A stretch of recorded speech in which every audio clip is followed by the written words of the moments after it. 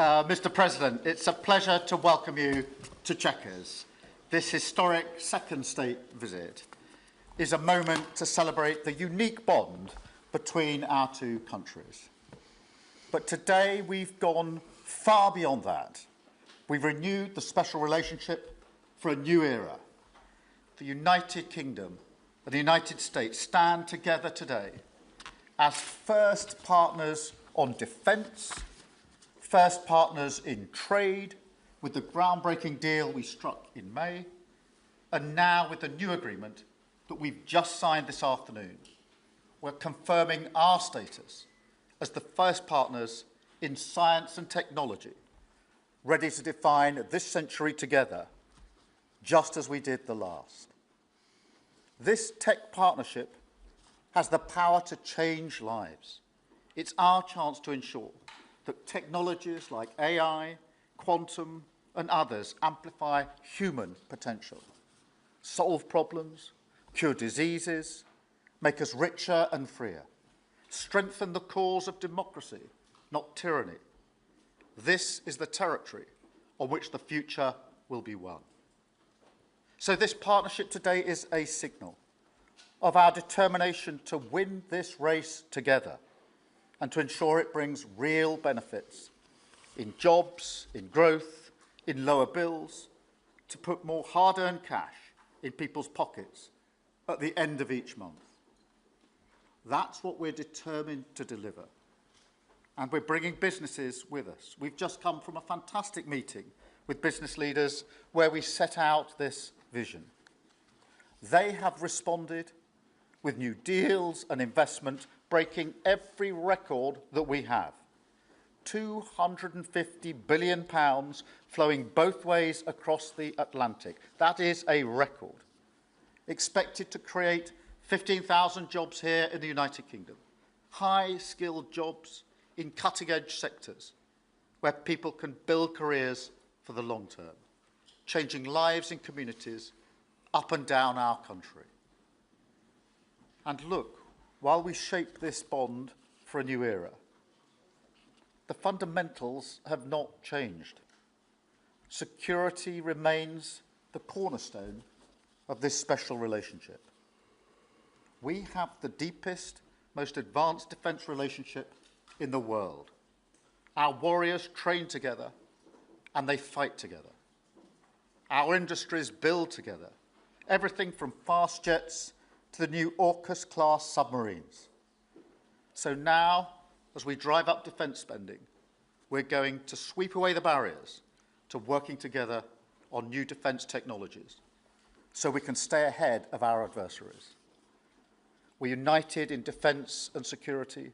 Yes, absolutely. But we're also united in the pursuit of peace.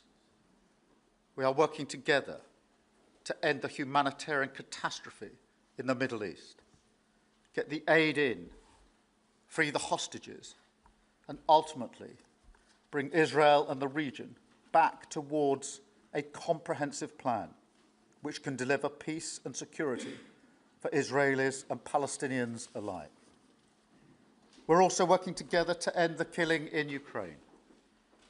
In recent days, Putin has shown his true face, mounting the biggest attacks since the invasion began, with yet more bloodshed, yet more innocents killed, and unprecedented violations of NATO airspace. These are not the actions of someone who wants peace. So we've discussed today how we can build our defences further, support Ukraine, and decisively increase the pressure on Putin to get him to agree a peace deal that will last.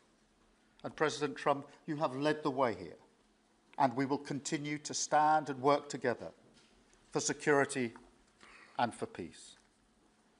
Mr. President, next year we'll celebrate the 250th anniversary of the United States. We've come on a long journey together since 1776. But it's no exaggeration to say that the partnership our two nations have built has shaped the world from the beaches of Normandy to the founding of NATO, to the creation of technologies that have revolutionised our lives. Time and time again, it is British and American men and women side by side, changing the path of history and turning it towards our values, towards freedom, democracy, and the rule of law. In Britain, we take huge pride in that. And let's be clear, this relationship is not just about history, it's about the future. It's about the benefits it delivers now and for decades to come, to make our people safer and better off. We've shown today that we're delivering those benefits, improving people's lives. So we will go into that anniversary year more optimistic than ever and more confident than ever about our two great nations and what they can achieve side by side. Thank you. And it is now my pleasure to give the floor to Mr. President. Thank you. Thank you very much, very much. Prime Minister Starmer, Melania and I are tremendously thankful for the wonderful hospitality that you and Lady Starmer have extended today at Chequers. Quite the place, I must say, quite the place. And we're grateful beyond words for the spectacular honor of the state visit yesterday at Windsor Castle, hosted by His Majesty King Charles III and Her Majesty Queen Camilla. These are two fantastic people. We will never forget it. As I said last night, the bond between our countries is like no other anywhere in the world. The United States and the United Kingdom have done more good on this planet than any two nations in human history. That is thanks in large part to the traditions of British liberty, which grew up on these isles, these beautiful, magnificent isles, and were carried by our ancestors to the New World. We're forever joined, and we are forever friends, and we will always be friends. This enduring connection is why I was thrilled that the United Kingdom was the very first country with which we made a historic trade deal, and a very good trade deal. He's a tough negotiator. I think it was a better deal for you than us, but these are minor details. It's a very good deal for both of us. He's a great negotiator who will extend our unparalleled security alliance into the realm of economic security for the first time, and I look forward to finalizing it very soon. We'll have it done very quickly. We have also just signed a historic technology prosperity deal, one of a kind, to ensure our countries lead the next great technological revolution side by side. In fact, we just left the business leaders, the biggest in the world. Some are in this room right now. And that was quite a meeting we had on business and trade and technology. This trip has galvanized $350 billion in deals across many sectors, and we're committed to ensuring that the UK has a secure and reliable supply of the best AI hardware and software on Earth. And we supply that, and we'll make sure we supply it in quantity to the UK. And we also are joining forces on quantum computing and nuclear power, a natural partnership for close allies. The United States, as you probably have heard, is doing better than it has ever done in terms of business and investment. The stock market has hit a new high, as you know, and that's for many, many days out of our fairly short 8 months. And we seem to be hitting new highs, and I think we're going to do much better even as time goes by. Jobs are at a record, and most importantly, we have more than $17 trillion, $17 trillion, and this is during an 8-month period being invested in the country, which is not only a record, but if you compare $17 trillion to the last year of the Biden administration, they did $250 billion. They didn't do $1 trillion for the 4-year period. We did $17 trillion of investment coming in. A lot of it's because of tariffs, and a lot of it's for a lot of other reasons, but there's never been anything like it. It's an economic superstar. That's what's become.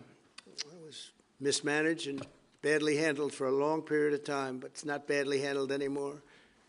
So that's a record. And remember, That's up until 8 months. We have another few months to go, and that number is going to get significantly higher, especially if we win a certain case that we're waiting to hear. That will be something like the world has never seen. I want to congratulate the United Kingdom on making the vital commitment to spend 5% of GDP on defense at the NATO summit this year. We've worked together very closely in so many ways. I'm very honored to tell you that we've solved 7 wars, wars that were unsolvable, wars that couldn't be negotiated or done. The U.S. has done 7 of them. The one that I thought would be easiest would be because of my relationship with President Putin, but he's let me down. He's really let me down. It was going to be Russia and Ukraine, but we'll see how that turns out. But that turned out to be, I thought it might be among the easiest of the group, but we had settled just about every conflict, and as you know, we're working very hard on Israel and Gaza. All that's happening over there. Complex, but it's going to get done. It'll all get done right. And likewise, Russia and Ukraine will get done. But you never know in war. You know, war is a different thing. Things happen that are very opposite of what you thought. You thought you were going to have an easy time or a hard time, and it turns out to be the reverse. As we saw in the unforgettable parade yesterday at Windsor Castle, what a place it is. The British Armed Forces carry on one of the finest military traditions in the world, one of the greatest marching bands, one of the most magnificent sights I've seen. I know that our service members look forward, and we do look so forward to working even more closely with yours as you push toward that 5% goal. And I think, Mr. Prime Minister, you're just about there. You're going to be there very quickly, along with a lot of other great countries. I want to thank NATO and our wonderful head of NATO, who's really worked very hard, Mark, for the job they've done. As you know, NATO was at 2% GDP, and they didn't pay it. Now they're at 5%, then they pay it. And we appreciate that. And we're sending a lot of weapons to NATO. NATO is paying for those weapons in full. But we're sending them, and we're doing a great job at getting them what they need. And we appreciate the fact that they're taking care of it, because the United States is into that war for $350 billion. And just really very sad. It just got out of control. They didn't know what they were doing. But over the generations, British and American warriors have shed their blood side by side in defense of liberty and freedom. And that's why it's so imperative that the United States and the United Kingdom stand together for these fundamental rights and values of the English-speaking world. And we've always stood together, and we will continue to. Just last week, a great American, Charlie Kirk, was heinously assassinated for speaking his mind. He was a great young man, incredible future. Some people said he might be president someday. I told him, I said, Charlie, I think you have a good shot someday at being president. And he just wanted to take care of youth. He loved youth. I've never seen anybody relate to youth like Charlie, and they related to him, and they're devastated. But I appreciate the many British citizens who have offered their condolences. And again, Charlie was a great person. We'll be going out to a service on Sunday. I'll be leaving with some of the people in this room just to celebrate Charlie and all that he's done. So incredible. Never seen anything like it. But I hope that together our nations can lead a movement to defend the glorious traditions of freedom on both sides of the Atlantic. There could be no greater tribute to the immortal bonds of affection and loyalty that unite the British and the American people for all of time. We have a relationship like no other. It will always be that way. We will always be united. We'll always be together. And I just want to thank you, Mr. Prime Minister, for the great job I think you're doing. Thank you very much. Thank you. Thank you.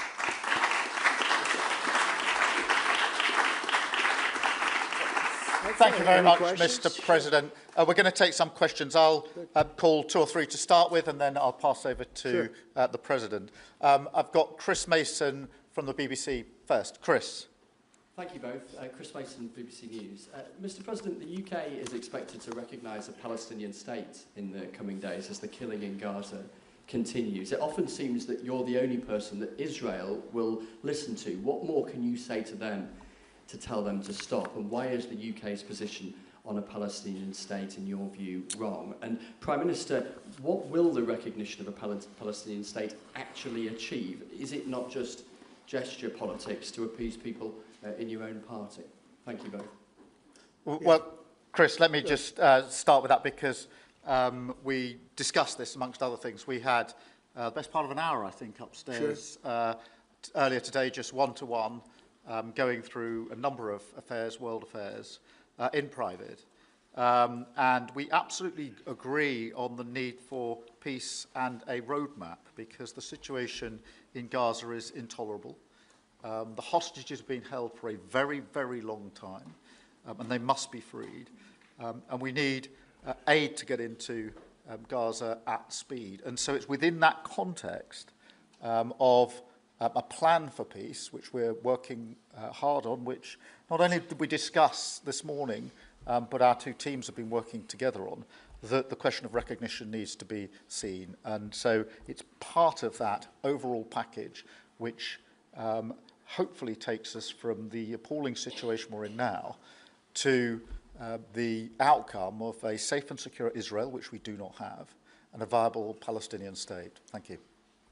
Well, simply, I want the hostages released now, right now, not 1, 2, we'll give you 3 more tomorrow, and, you know, like it's been, but we're the ones that got all the hostages released. We got many, many came to the Oval Office, and I've heard stories like I've never thought even possible.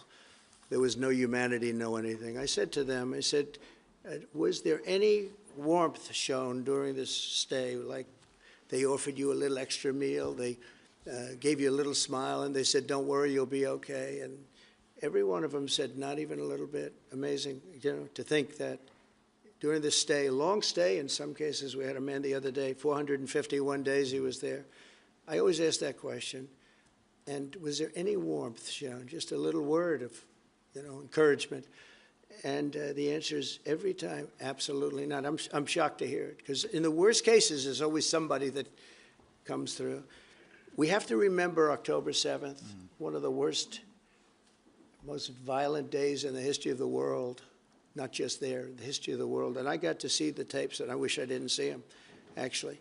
But I got to see them. And I want an end. I want the hostages released. And I think it's going to be okay, but it has been a brutal period of time. But this has been going on for a long time. This is not something that's over the last year, 2 years, but this has been for decades and decades. But we want it to end. We have to have the hostages back immediately. That's what the people of Israel want. They want them back, and we want the fighting to stop, and it's going to stop. But a lot of bad things. You know, Hamas said that they're going to put the hostages up as bait. They're going to put the hostages in front of any attack. And that's pretty brutal. We haven't heard that one in a long time. So we have to remember that. So I have a disagreement with the Prime Minister on that score. Okay? One of our few disagreements, actually. Great. Can I take Jack from The Sun? Jack. Thank you both. Jack Elson from The Sun. Mr. President, in the 9 months you've been in office, you've been incredibly successful in all but eliminating crossings on your southern border. Yeah. Meanwhile, illegal migration is at record levels in Britain. The Prime Minister is trying to tackle that. What advice would you give to the man standing next to you on trying to stop illegal migration in Britain? And Prime Minister, if I can just ask, the President is all about drill, baby, drill in terms of trying to secure American energy and cut bills for Americans. Meanwhile, you are turning Britain's back on oil and gas in favour of renewable energies, such as wind turbines. Why do you think that you are right and he is wrong? So we had millions of people flowing in, totally unchecked, totally unvetted from the Biden administration. 25 million, in my opinion, that would be about 25 million. They came from prisons, they came from mental institutions, they were gang members, they were drug dealers. They came from the Congo. They came from all parts of South America. They came from everywhere. Think of it, prisoners from the Congo being released into the United States, prisons opened up in Venezuela and many other countries pouring into the United States. And I couldn't believe it. One of the reasons I decided to run. I decided to run because I don't want to be controversial, but you see what's happened, and you see all the information that's come out. We won in 2020 big, and I said, let's run, we got to run, because I saw what was happening. And the worst thing that I saw was all of these people. You know, we've already solved inflation. We've solved prices. Oil is way down. Energy is way down in the United States. But what I saw happening with millions of people pouring into our country, I couldn't stand to watch it. And we've done a great job. Nobody, if you've seen the last, I appreciate your question, by the way, nobody, absolutely zero, and I'm not even sure that's possible, but it's a very liberal group that come out with those statistics. The last 3 months, we had zero. From millions of people a year ago, we had zero people enter our country illegally. And we do have people coming in legally through a legal process and testing and lots of other things. I think it's very important, and we speak about it. And I think your situation is very similar. You know, you have people coming in, and I told the Prime Minister I would stop it, and it doesn't matter if you call out the military, it doesn't matter what means you use, but it's going to destroys countries from within. And we're actually now removing a lot of the people that came into our country. It's a very hard chore. We were given a very, very bad hand. Millions of people came in from prisons and mental institutions. We have to remove them. And we are removing them. We have no choice, and I feel very strongly about it. Thank you very much. Jack, let me just deal with the question of returns, because this is obviously an issue we're taking incredibly seriously. We've struck a number of deals both on cooperation with other countries, because this is a problem right across Europe, to tackle the problem of actually breaking up the gangs that are running this trade. We have had a record number of returns, over 35,000 now since we came into office. That's the highest number for the best part of 10 years.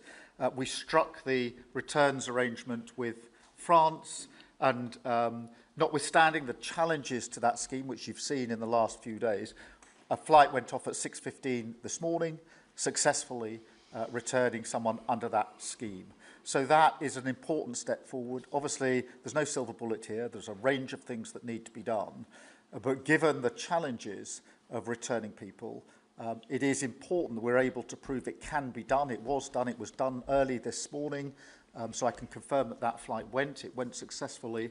And I'm pleased about that. Now we need to ramp that up at scale, which was always envisaged under the scheme. But it's very important that we have been able to prove that the proof of concept, if you like, that this can be done, and will continue in that way. On the question of energy, firstly, let me be really clear that I am absolutely determined to ensure that the price and cost of energy comes down, so that bills come down both for individuals, for families, with their household bills, but also for business, because this is so important. The mix will include oil and gas for many years to come from the North Sea. We've been clear about that for some time, but we also need to mix that with renewables, and it's the mix that's really important. And the approach I've taken on this is the same approach that I take to many other things, a pragmatic approach. Thank you, Jack. I would like to say that we inherited the worst inflation in the history of our country. We had inflation, the likes of which we've really never seen. They say 48 years, and I'll accept that, but I really don't. We had the worst inflation in the history of our country. And we had an expression that I used a lot, drill, baby, drill. And as you know, we brought fuel way down, the prices way down. And we don't do wind, because wind is a disaster. It's a very expensive joke, frankly. And we got our energy prices way down. That brought the inflation way down, and now we have very little inflation, and we have a very, very strong economy. So that was very important. Drill, baby, drill. And you have a great asset here, and we spoke about it. It's called the North Sea. The North Sea oil is phenomenal, and I hope, because I love this country, you know. My mother was born in Scotland, and the Hebrides, Stornoway, that's serious Scotland. We were talking about it. And I want this country to do well. And you have great assets that you're going to start using, I believe, under this Prime Minister. Thank you. And I've got Matthew from The Economist. Matthew. Thank you, Prime Minister. Mr. President, you say that President Putin has let you down.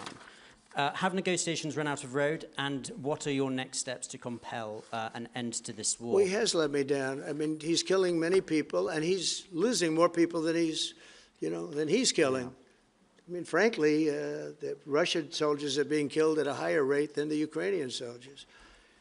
But, yeah, he said, let me down. I don't like to see. It's death. You know, it doesn't affect the United States. We have, other than unless you end up in a world war over this thing, you could.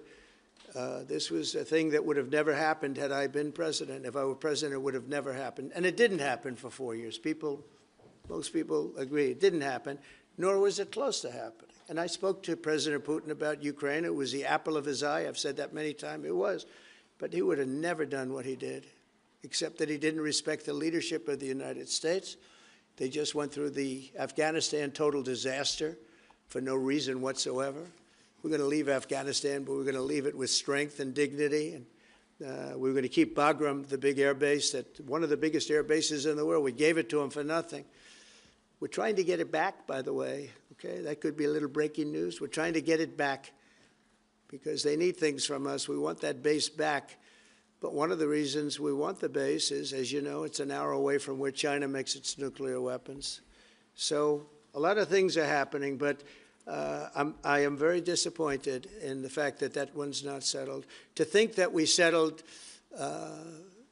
Azerbaijan and Albania, as an example, it was going on for years. It was never going to be settled.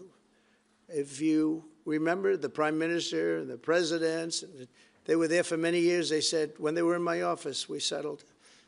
And they started off at both sides of the Oval Office, so far away. I didn't know you could be so far away. And as we were together for an hour, they kept getting closer, closer. And by the time we finished, we all hugged each other.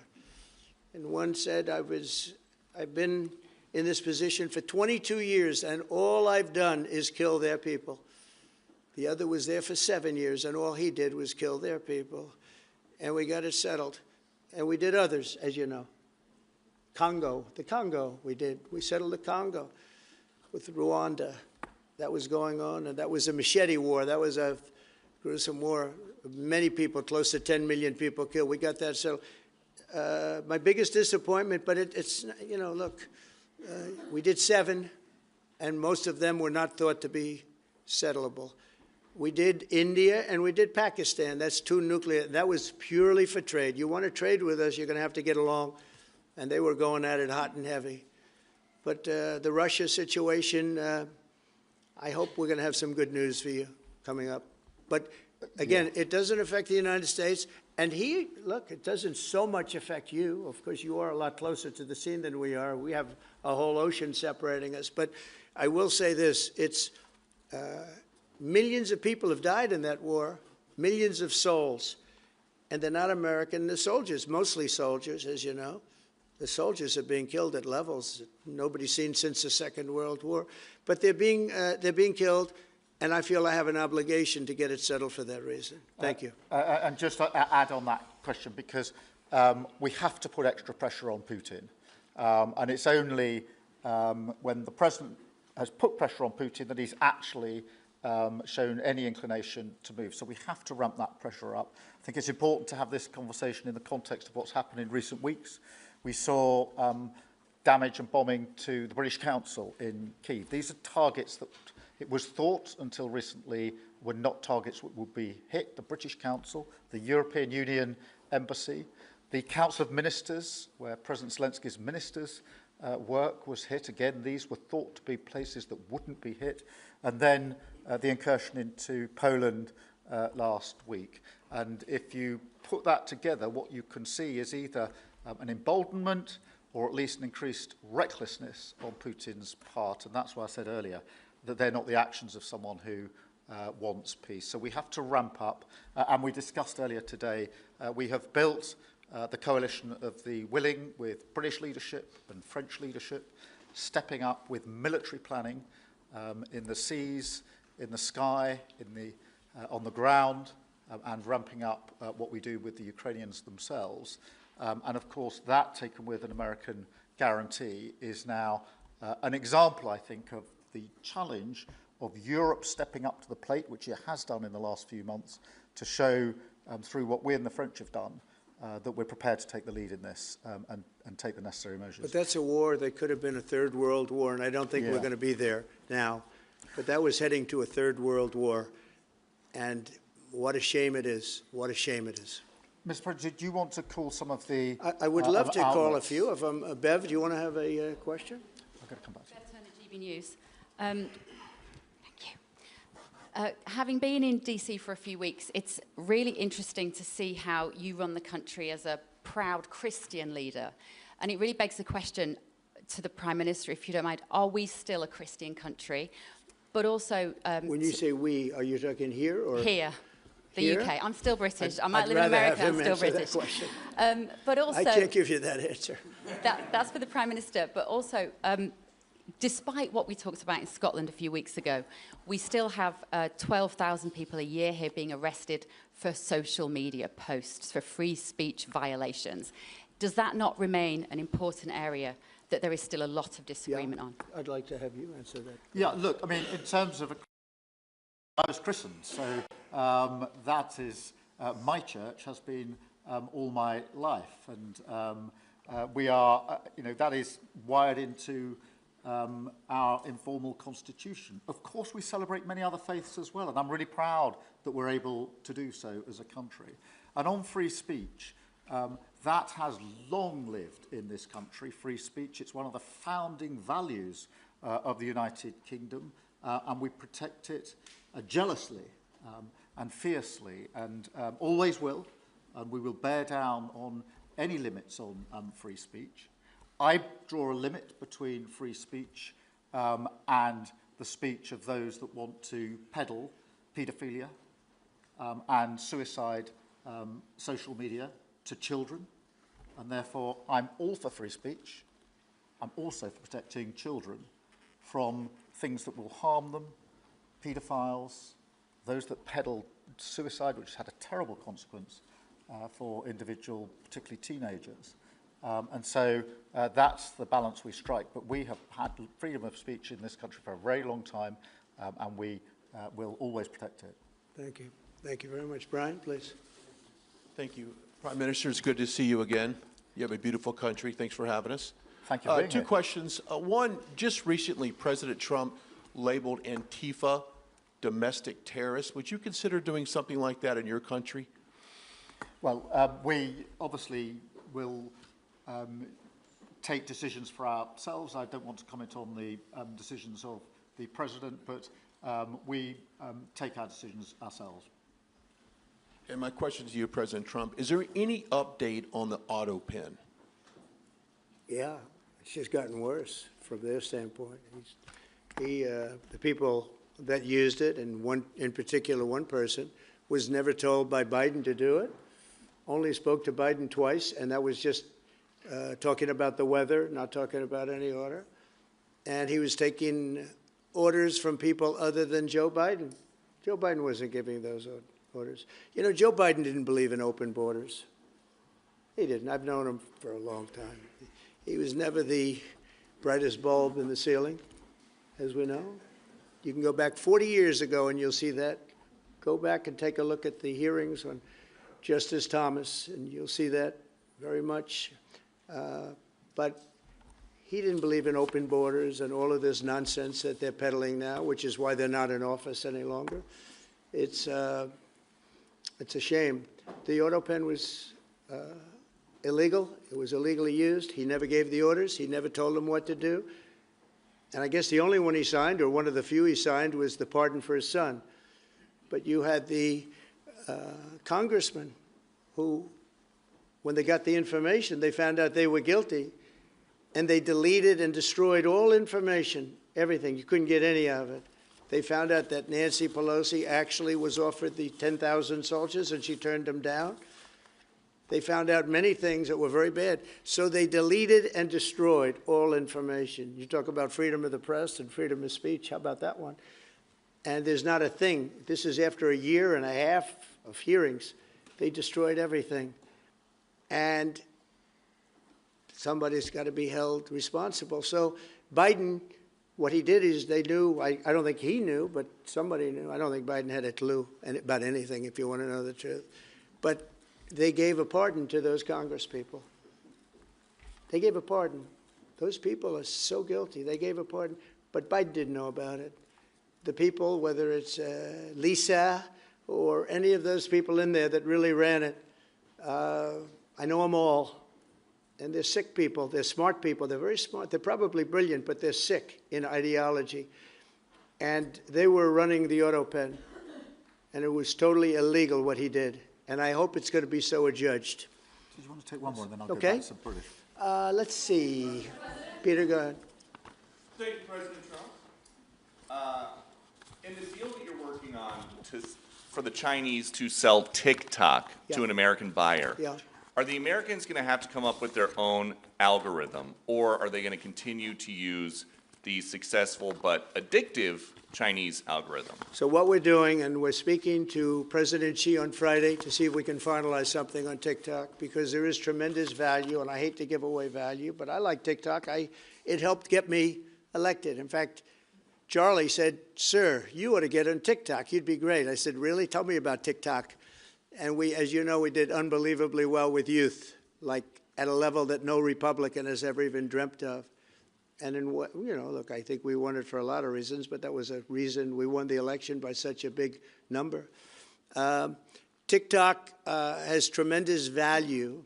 The United States has that value in its hand because we're the ones that have to approve it. I specifically get the right to approve it. The people that are investing it are among the greatest investors in the world, the biggest, the richest, and they'll do a great job. And we're doing it in conjunction with China. But we are getting, the United States is getting a tremendous fee plus, I call it a fee plus, for just making the deal. And I don't want to throw that out the window. I can say this, that you'll have a lot of very unhappy youth. And I use TikTok very legitimately, very straight, just statements every day, little statements, short statements. "Sir, make it short, please." And TikTok Jack, we call him. It was pretty good. Did a good job for me, I guess. But no, I'd rather reap the benefits. I mean, the kind of money we're talking about is very substantial.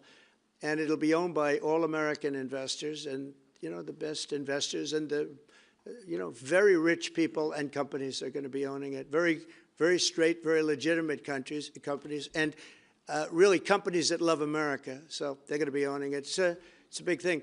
And on a much bigger scale, and probably that's why we were able to get that, but on a much bigger scale, we're pretty close to a deal. We may do an extension with China, but it's an extension based on the same terms that we have right now, which are pretty good terms. And my question for Prime Minister Starmer, if you feel so strongly about officially recognizing Palestine for statehood, why are you waiting for President Trump to leave the country? Why can't you just do it right now?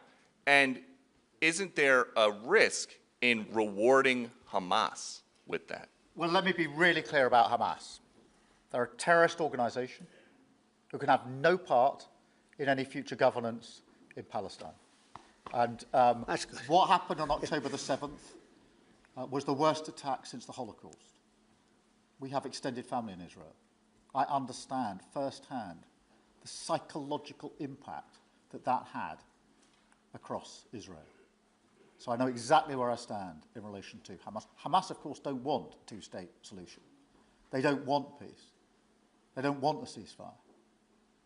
So I'm very clear where I stand on Hamas.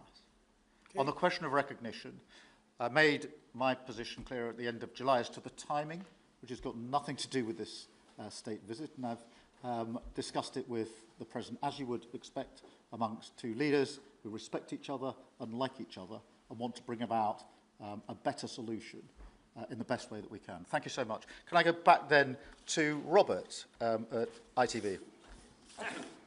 Robert Person, ITV. Mr. President, you uniquely, you alone in the whole world, have the power to persuade Prime Minister Netanyahu to stop the demolition of Gaza City, to stop the starvation of Palestine, and to stop the killing of civilians. If not now, when will you exercise that power to tell him to stop? Sure. And then for both of you... But you do understand about October 7th. You do understand. So believe me, I understand. One of the worst days in the history of humanity. What happened, I have seen the tapes. Babies that are 4 months old and just chopped up to pieces. And you've seen the tapes and I've seen the tapes. You're a professional and so am I. And people forget about October 7th. I can't forget about it. So I want it to end, but I want the hostages back. I don't want the hostages used as human shields, which is what Hamas is threatening to do. But as soon as they're back, that's the moment you will tell Netanyahu Well, to stop. it would certainly help, but I have to have the hostages back. And I don't want them back piecemeal, as I said before. I want them back. And on a separate issue, free speech, your Vice President, Vance, said that free speech is under attack in the UK. Do you agree with him? And Prime Minister, we saw the dismissal of a very well-known chat show host in America last night, Mr. Kimmel. Is free speech more under attack in Britain or America? Well, Jimmy Kimmel was fired because he had bad ratings more than anything else, and he said a horrible thing about a great gentleman known as Charlie Kirk. And Jimmy Kimmel is not a talented person. He had very bad ratings, and they should have fired him a long time ago. So, you know, you can call that free speech or not. He was fired for lack of talent. Yeah, please, go ahead. Yeah, I mean, firstly, on the question of Charlie Kirk, can I just express how shocking that is, I think, to everybody who believes in free speech and in democracy. It sent shockwaves through the world, and I know that he was a friend of the president, and I reached out straight away to the president because I understood how impactful it would be on him and his family. And we all need to be absolutely clear about that. Whatever our political views, it is shocking and is to be condemned. On free speech, not much to add to the answer I gave earlier. This country's had free speech for a very, very long time. It is part of who we are as a country, and it is the values that we fought for. We fought for it during the Second World War alongside each other. So we need no reminding of the importance of free speech in this country. Thank you, Robert. And I go to Beth for the final question, please. Beth. Thank you so much. Sky. Thank you, Beth Rigby, Sky News. Thank you, Prime Minister. If I could start with you.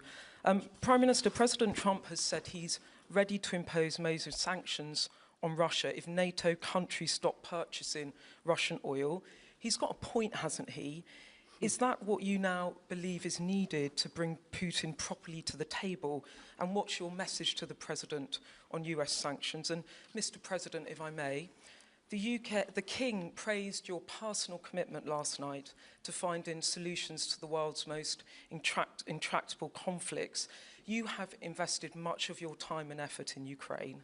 But even as you seek to broker a deal, President Putin is escalating the war. He's firing drones into NATO airspace. You say he has let you down.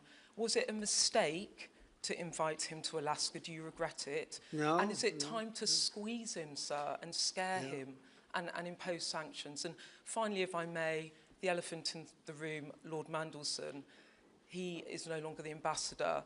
Do you have some sympathy with him that he lost his job over historic links to Jeffrey Epstein? Thank you very much, sir. I don't know him, actually. I had heard that, and I think maybe the Prime Minister would be better speaking of that.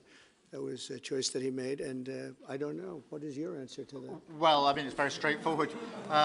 Some information came to light last week which wasn't available when he was appointed, and I made a decision about it, and that's very clear. On the question of the pressure on Putin and on Russia, which is obviously really important, look, I think it is a challenge to Europe. There are a number of European countries which are too reliant on energy from Russia. The UK actually obviously has almost got nothing at all, but we do need to bear down and work with our European counterparts here. There are one or two countries, I think, that do need to look again at the question of energy. There's no one silver bullet here.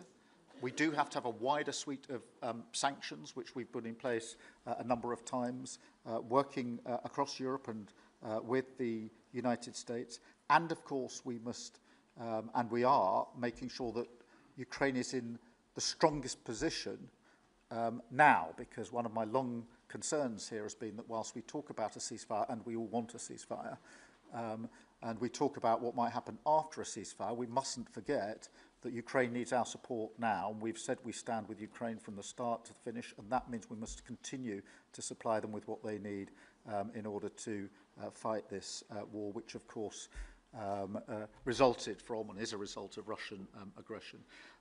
We have particularly done the sort of leadership role in the coalition of the willing, so that if there is a ceasefire and if there is a deal, and I do hope there is, that is then lasting and not then broken, because given previous history, I don't trust Putin. Thank you. Very simply, if the price of oil comes down, Putin's going to drop out. He's going to have no choice. He's going to drop out of that war. And when I found out that the European nations were buying oil from Russia, and as you know, I'm very close to India. I'm very close to the Prime Minister of India. I spoke to him the other day, wished him a happy birthday. We have a very good relationship. He put out a beautiful statement, too. We have, but I said, you know, I sanctioned them. China is paying a very large tariff right now to the United States. But I'm willing to do other things, but not when the people that I'm fighting for are buying oil from Russia. If the oil price comes down, very simply, Russia will settle. And the oil price is way down. You know, we got it way down. We're drilling and we produce more oil than anybody else in the world. We're doing a lot. But I was disappointed to see that. And the Prime Minister was disappointed to see that. And it wasn't him. It was other countries. And you can't do that. You can't do that. You can't. That's not playing fair with the United States, and we can't have that. Thank you. Thank you very much indeed. Thank you. Thank you. Thank you. Thank you.